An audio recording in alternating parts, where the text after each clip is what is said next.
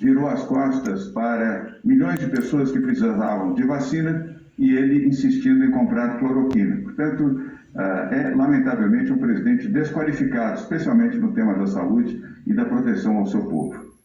Tá certo, governador, vou colocar aqui na nossa conversa Yuri Pita, se ele já estiver pronto, que ele também tem pergunta para o senhor. Yuri, vamos lá? Oi, Tainá, sempre apostos aqui. Governador, obrigado, boa tarde mais uma vez, obrigado por estar conosco. Queria falar sobre a nota que foi divulgada na segunda-feira de manhã, circulou no fim de semana entre os governadores, manifestando apoio aos ministros do Supremo Tribunal Federal, depois de uma publicação feita pelo presidente da República. Queria ouvi-lo, por que os governadores e a sua avaliação pessoal sobre a importância dessa nota, apesar de ter apoio de 14 dos 27 governadores, não ser um número tão expressivo quanto em outras notas, e que tipo de ação prática, além da divulgação da nota, os governadores imaginam que sejam necessárias? Por exemplo, o governador Flávio Dino do Maranhão chegou a fazer menção, inclusive, à proteção policial às pessoas, dos ministros e às suas próprias famílias. Yuri, boa tarde. Os governadores, foram 14 governadores que assinaram este documento. Aliás, nós estaremos reunidos na próxima segunda-feira, numa reunião virtual, exatamente debatendo isso. O Brasil vive sob ameaça, como você colocou, ameaça à democracia, à Constituição, às instituições, à estabilidade do país. É lamentável, eu sinto ter que dizer isso mais uma vez.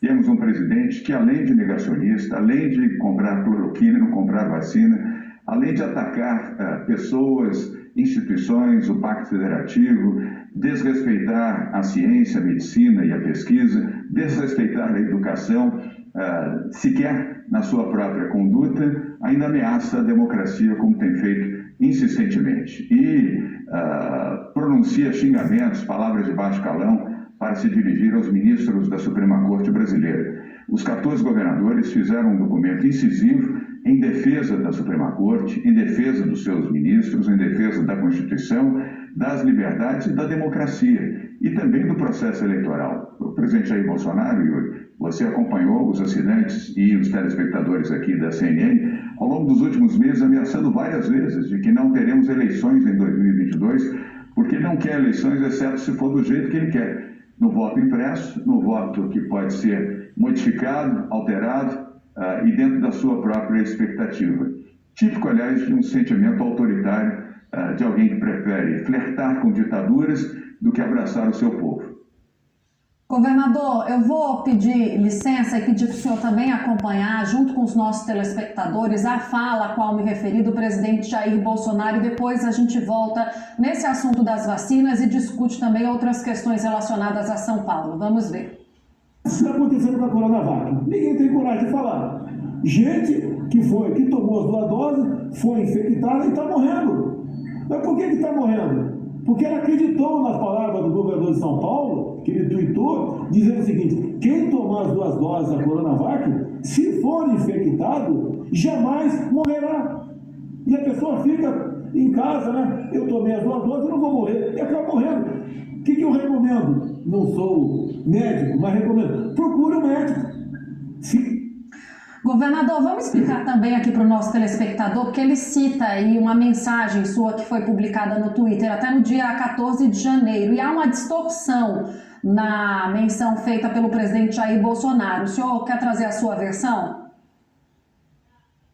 Tainá, é lamentável, é bizarro, triste se não fosse essa realidade. Aliás, a realidade que expõe o presidente Bolsonaro, objeto inclusive de memes internacionais, pela sua postura, pelo seu desregramento, pelo seu desrespeito à democracia, pelo seu distanciamento do povo e pelo seu total negacionismo. O presidente Jair Bolsonaro nem sequer reconhece que a sua mãe, a sua genitora, tomou 2 doses da vacina que ele tanto implica, que ele tanto acusa e que ele tanto desqualifica.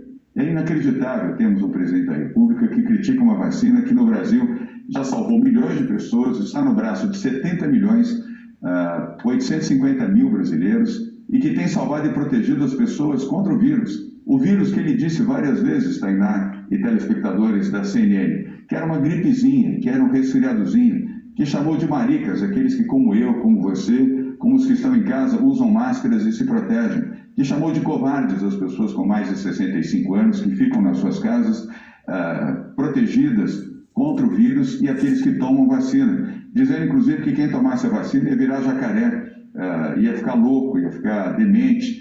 Aliás, cabe até um exame psiquiátrico ao presidente Jair Bolsonaro, tamanha quantidade de bobagens que ele pronuncia diariamente. Ele é um atentado à democracia e à normalidade e à estabilidade do país. Esse homem, cada vez que vem a público para falar, numa live, no chiqueirinho lá do Palácio, ou nas aglomerações que ele promove, ou nas brincadeiras de moto ou de jet ski, ele fala bobagens. Isso só desequilibra o país, distancia o Brasil da respeitabilidade internacional, coloca em ameaça a ciência, a saúde e a vida das pessoas e aumenta o desemprego, porque a falta de comando do país se reflete também na sua economia. Total desordem na economia do país, desordem na educação, desordem na ciência, desordem no meio ambiente. O Brasil é um país desordenado, sem comando. E, infelizmente, vamos ter que suportar isso até que ou ele tenha um impeachment avaliado e votado pelo Congresso Nacional, ou que ele enfrente as urnas em 2022, onde ele perderá. E aí sim estaremos livres deste vírus chamado Bolsonaro vírus.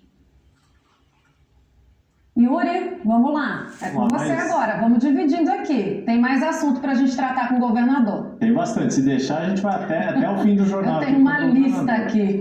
É isso. Deixa eu fazer duas questões ainda sobre vacinas, governador. Primeiro de tudo, queria repercutir com o senhor essa decisão que acabou de sair do ministro Ricardo Lewandowski em cima daquela judicialização feita pelo Estado de São Paulo em relação a repasses de vacina do Ministério da Saúde para São Paulo. Queria ouvi-lo. A liminar foi concedida parcialmente pelo ministro Lewandowski. E ainda sobre Coronavac, começaram os estudos em relação a uma potencial terceira dose, que quem tomou dose de Coronavac poderia tomar de várias outras vacinas, inclusive com aquela intercambialidade. O senhor tem acompanhado essa discussão sobre terceira dose e também sobre essa questão da liminar do ministro Lewandowski? Yuri, que bom que vamos falar de coisas normais e de coisas boas.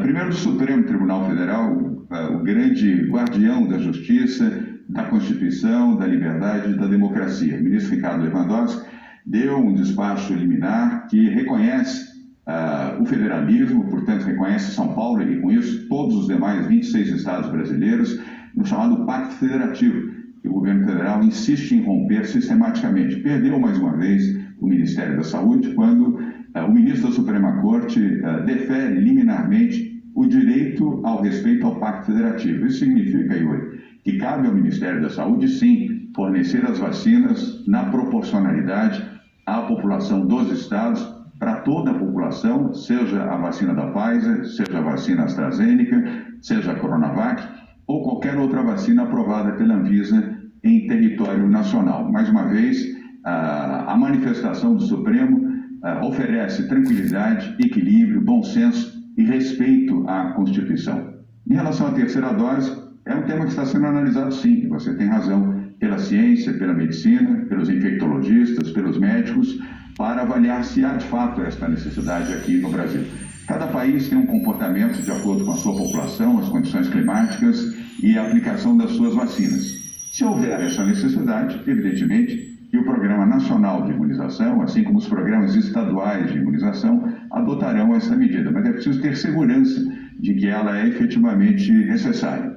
Se necessário for, o governo do Estado de São Paulo vai providenciar mais vacinas da Coronavac, como, aliás, já estamos fazendo para vários estados brasileiros, além das 100 milhões de doses, Yuri e Tainá, que estamos entregando até o dia 30 de agosto para o Ministério da Saúde. Aqui, ao contrário do Ministério da Saúde, nós valorizamos a vida e antecipamos a entrega de vacinas, ao invés de esquecer vacinas em depósitos ou não comprar vacinas e distribuí-las à população brasileira. E estamos também finalizando 2 fábricas novas de vacina, da Coronavac, fábrica essa financiada pelo setor privado, e da Butanvac, cujas doses da vacina já temos 10 milhões produzidas, estamos em testagem neste momento, nas fases 1 e 2, e até o final de outubro teremos vencido as 3 fases no protocolo da Anvisa, fazendo a submissão à Anvisa no final do mês de outubro para termos autorização de produção e aplicação da vacina Butanvac a partir, se Deus assim desejar e a Anvisa aprovar, a partir de novembro. Portanto, a perspectiva é não termos falta de vacina,